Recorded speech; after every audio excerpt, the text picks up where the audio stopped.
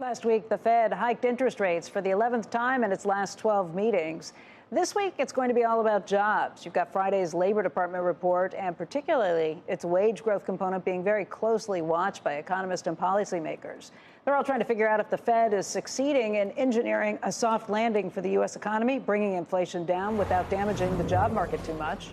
Joining us right now to talk more about this is Jared Bernstein. He is the chairman of the President's Council of Economic Advisors.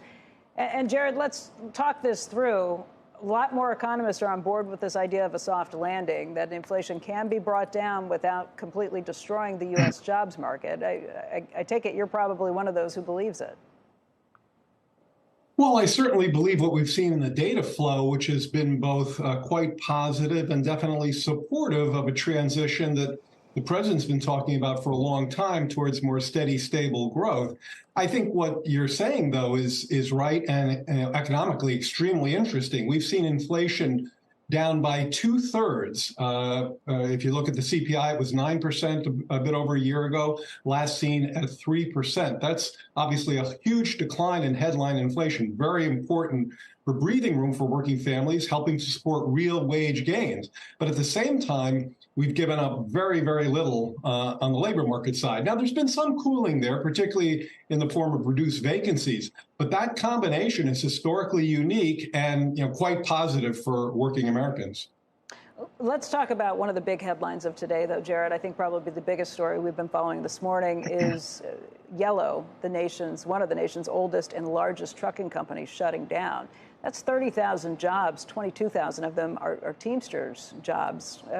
What happened here? Is this a one-off, or is this a sign that as you see bigger pushes when it comes to labor and some of the demands that they're making, that this is going to be shut down? I realize that this was not a negotiation for wages. This was about pension funds payments that they were missing again.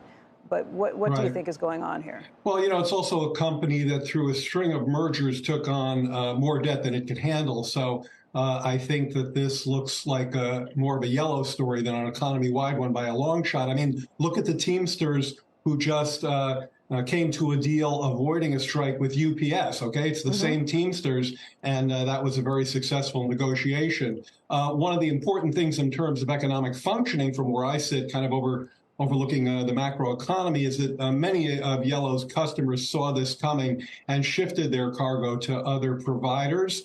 So look, nobody likes to see an event like this, as you say, practically a 100-year-old company, an iconic American trucking company, and the job losses that you cited. But this seems like a situation where a company got in over its head debt-wise.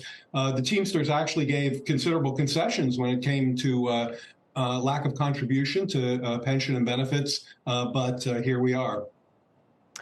It does raise the issue of other strikes and potential strikes taking place in the country. You can look at the screenwriters and the actors guilds that are striking right now. And maybe more concerning is what's going to happen with the UAW, whether there will be strikes there, and what the administration's relationship is with the UAW there. I know the head of the UAW has kind of signaled to the White House, stay out of it.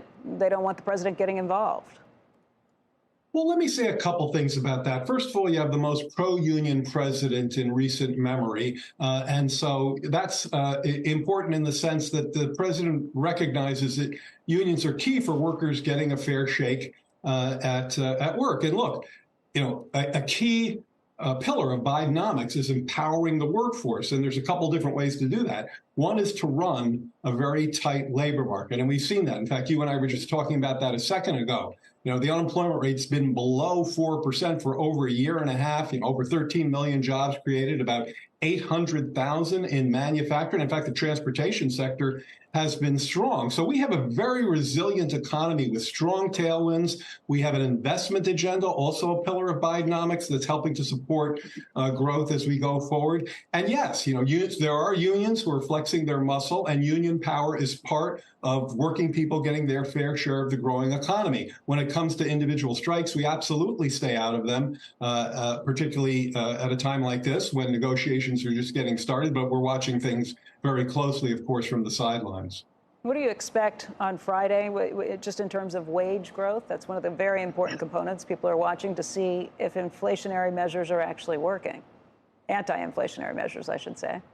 Yes, no, look, forecasting is a tricky business these days. So let me instead talk about what we've actually seen in the data flow, which of course, particularly important on the wage side was the employment cost index released last Friday. We know the Fed watches this very carefully because it's composition adjusted, unlike the numbers that come out this Friday. And that showed wages decelerating more than they have, I think, in quite a while. And so we have this unique situation where the labor market is cooling, yet we're still adding respectable numbers of jobs every month, keeping the unemployment rate very low. At the same time, inflation is coming down faster than nominal wages. So nominal wages are now beating inflation. We saw that in the ECI as well. And so that's real wage gains for American workers at a time when we're seeing in the data flow numbers that are consistent with the kind of tailwinds we've been talking about. So, I hesitate to